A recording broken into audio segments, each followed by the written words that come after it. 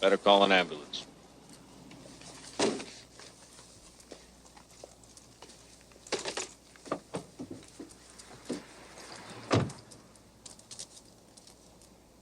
(5251) Chicago. Better send an ambulance out here to the Eisenhower just in front of the Kedzie turnoff. Got a wreck. We got coverage on it. We'll send it in with a bike man. Okay.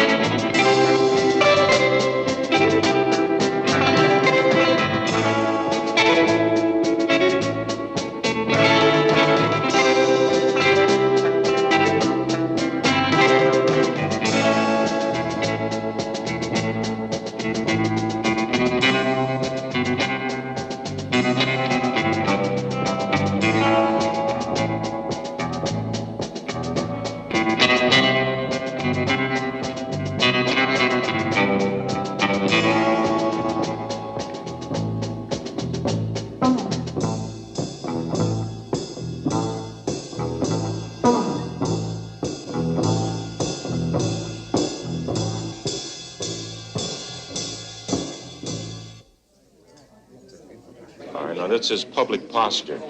But he's the one who's right there with his eyes glued to the screen when the blood starts running, you know. And he's the one who says, ooh, isn't it horrible? Ooh, isn't it horrible? Let me see some more. Yeah, but there are a lot of people who buy the New York Times. What I mean to say is that it has happened always whether it was a photographer or a journalist or a cameraman, when you are in the middle of something happening, it is a risk of the profession. Well, it's a difference between a person who types something and a typewriter. The typewriter doesn't really care about what's being typed on it. But a typewriter is a machine, and you're not a machine. Actually, I'm kind of an elongation of a tape recorder. And I'll tell you something else. I've made films on all kinds of social problems, and the big bombs were the ones where we went into detail and showed why something happened. Nobody wants to take the time. They'd rather see 30 seconds of somebody getting his skull cracked, turn off the TV set and say, well, wasn't that bad? Let me have another beer. But Hollywood, the news media, our position is one to record. The dynamics that are happening in society. We don't deal with the static things. We deal with the things that are happening. We deal with the violence. We deal with the... who wants to see somebody sitting? Who wants to see somebody lying down? Who wants to see somebody talking peace? Unless they're talking loud. I think the cameraman makes the choice himself. No, ma'am. And he's out there to get the blood and guts. Oh, No, yes, I believe no, that. no. The other night on television, there was a fellow in Gary in the ghetto. There's something else that maybe is kind of nice, something that could fill the news. He'll take the stabbing, even if he's had 27 minutes of stabbing before. There's some place where it's safe. They're away from it. They deplore it, but they deplore it like all good people. All good people deplore problems at a distance. Like Thomas Jefferson, he loved the common man, but at a distance. All right, now this is exactly what happened. 5 cameramen have been killed. One guy in Germany, he was beat to death by a mob. Just literally stoned, beat to death for UPI. You know what the excuse was? The crowd thought he was taking pictures for the police. They had a couple of fellas down in a civil rights protest that were, chained together. And I was taking pictures, and the cops came over and said, "Don't you think you better load the camera?" And I says, "I'm not out of film." And they say, "Well, load it anyway, because we want to move these guys." And he starts pushing the lens, and I says, "The next time you push me, I'll fall down and start crying." And he walked away. The 129 lens and yanking back and forth, yelling black power at me, and I'm just, shaking to death with a $1,200 lens on the front of the camera. So here I am in the middle, and I got no place to hide. Because I'm carrying a big 40-pound camera, and I'm trying to get pictures of it. And so the rioter wants to beat me up. He thinks I'm trying to identify him for the police. The policeman wants to elbow me out of the way, and I'm being very gentle about it because he doesn't want the sergeant to see that he picked up some guy by the scruff of the neck and threw him in the back seat of a car. And the editor who says, "Hey, I want the pictures because my audience doesn't care about what brought this on. My audience is only..." You have to feed your family, and you need the money to feed your family. And if you don't bring them back to your editor, you're not going to have the job. Forget about that for a minute. I got a job to do, and I'm interested in it. And if this is it, but the point I resent very much is the fact that wherever I go, I'm beat up. Shoot into those troops. Shoot them. Hey! Get them. Shoot the shit out of them. Get them. Hey, you guys are shot. What kind of country is this? What's wrong? We're people. Why are you having soldiers here with the bayonets? Yeah, hold it. And we got a chaplain. Hold on. Get out of here.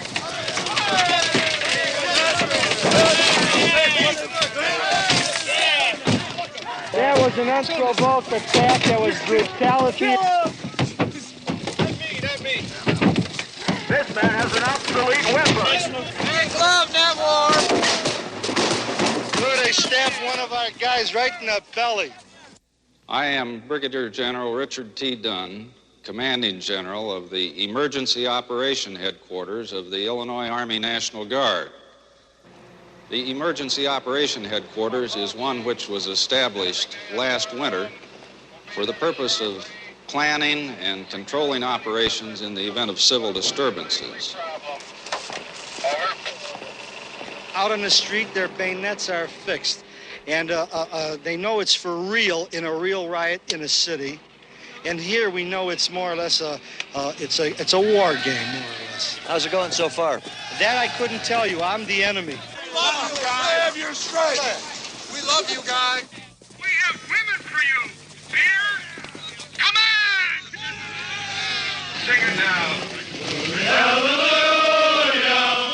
Glory, glory, hallelujah. Glory, glory, hallelujah. His truth is marching on. What do we want? Freedom? No! What do we want? Equality? No! When are we going to get it? No! It is what our forefathers fought for. The free choice of people. But this country is changing. It is no longer for all the people. It is for some of the people. We see a war we do not want. We see an apathy towards love and brotherhood. Bring out the mayor.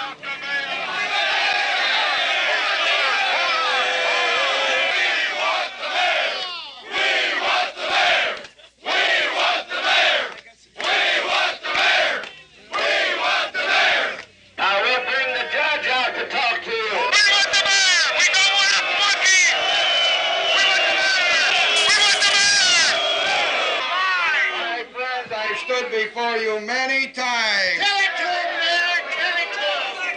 You have elected me mayor of this town for the last 20 years. It's a family job. We've given you everything that we thought you needed.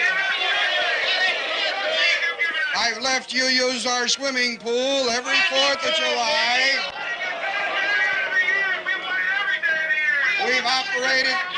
We've operated the liquor store with a minimum of profit. I understand that you have some problems.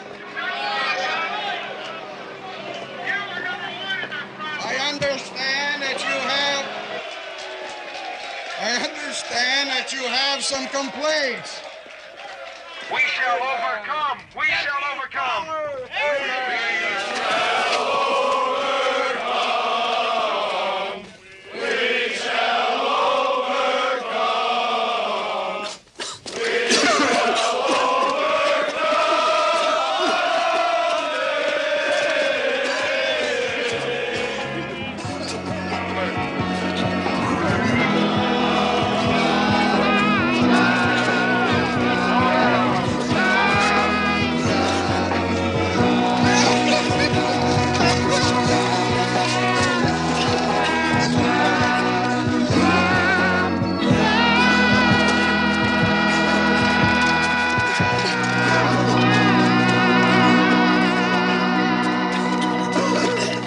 Let's get the guys with the cameras.